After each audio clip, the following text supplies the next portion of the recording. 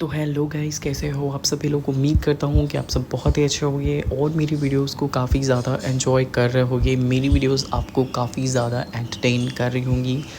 तो यार, अगर आपको मेरी वीडियो पसंद आ रही है और अगर आप ऐसे ही वीडियोस देखना चाह रहे हो तो हमारे चैनल को सब्सक्राइब कर लो ऐसी इंटरेस्टिंग वीडियोस डेली बेसिस पे देखने के लिए। साथ ही साथ अगर आपका कोई फ्रेंड है जिसको इस तरीके की स्टोरी सुनने में इंटरेस्ट है तो आप उसके साथ हमारे चैनल को शेयर करो ताकि वो भी ऐसी स्टोरीज़ का मज़ा ले पाए। सो येस, आज की जो वीडियो है वो काफ़ी धमाकेदार होने वाली है, तो आप वीडियो को एंड तक का ज़रूर देखना। एंड आपको अगर वीडियो या स्टोरी के बारे में या मेरे बारे में कुछ भी अच्छा लगता है तो आप नीचे कमेंट सेक्शन में ज़रूर लिख के जाना। बाय द वे, मेरे को कमेंट करके बताना कि आपके यहाँ का वेदर कैसा है, क्या आपके यहाँ बारिश हो रही है या नहीं, और आप कहाँ से देख रहे हो वो भी इस वीडियो में ज़रूर करना ताकि मुझे पता चले कि मेरी वीडियो कहाँ कहाँ तक जा रही है। So yes, without any further do, चलो अब हम बढ़ते हैं आज की इस इंटरेस्टिंग स्टोरी में। तो यार, आज की जो ये हमारी स्टोरी होने वाली है वो होने वाली है रमेश और सोहन की। तो आओ जानते हैं और देखते हैं कि कैसे रमेश और सोहन एक दूसरे से मिलते हैं और आगे चल के इन दोनों के बीच में क्या क्या होने वाला है वो जानेंगे हम आज की स्टोरी में। मेरा नाम रमेश है, मेरी उम्र अभी 19 वर्ष है। मैं अभी भी अपनी 11वीं की कक्षा में हूँ और मैं अपनी पढ़ाई पूरी कर रहा हूँ। मेरे घर में मेरे पापा, मम्मी और एक मेरी बड़ी बहन है। हाँ, मैं घर में छोटा हूँ।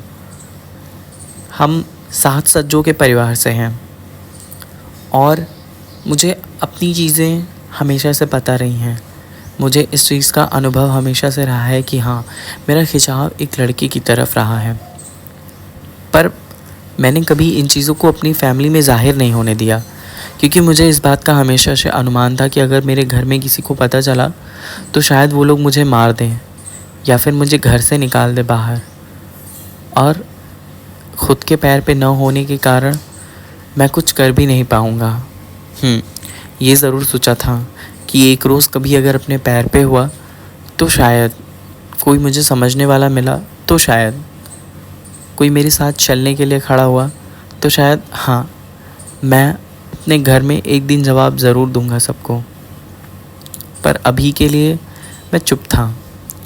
मेरे पापा का छोटा सा क्लिनिक था जो कि हमारे घर के बाहर नुक्कड़ पे ही था।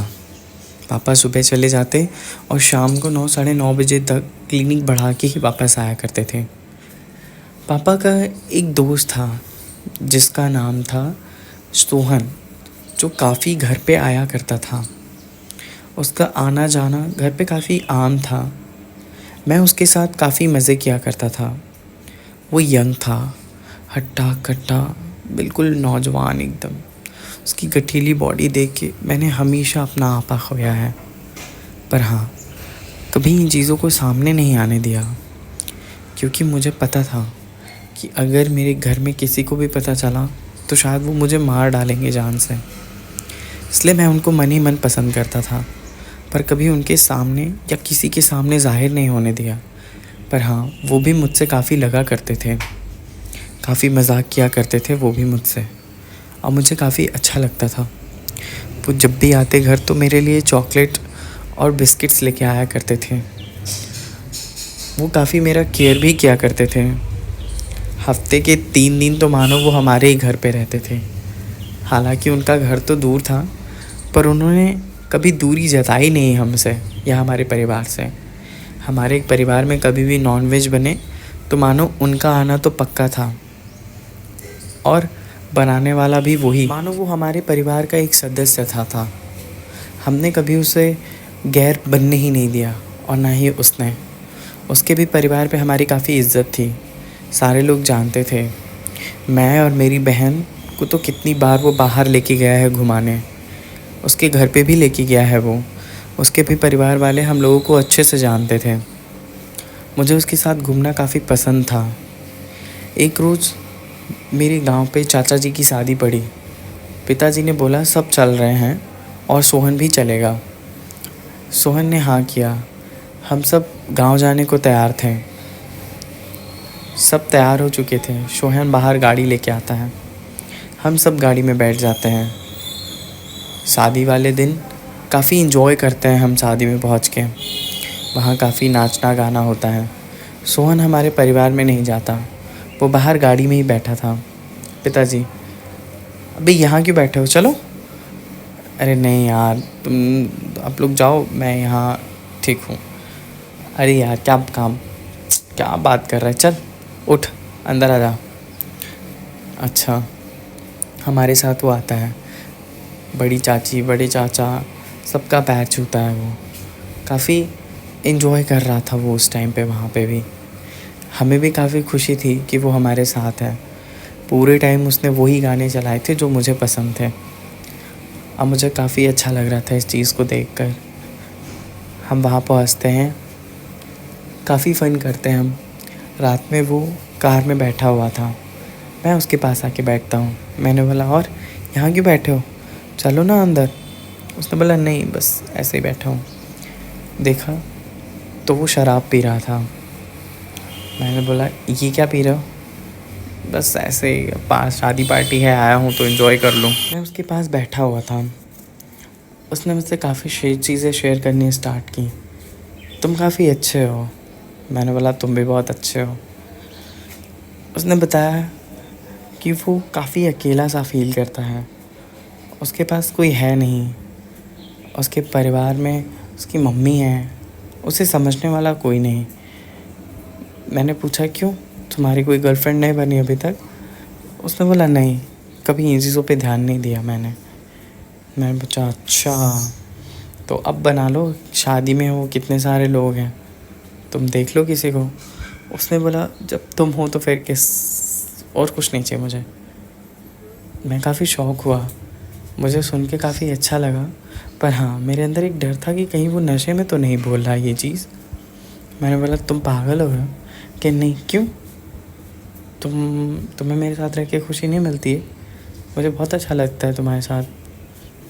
मैंने बोला, नहीं खुशी तो मुझे भी मिलती है, बट ऐसे तुम देख लो यहाँ पे कोई तुम्हें मिल जाए तो।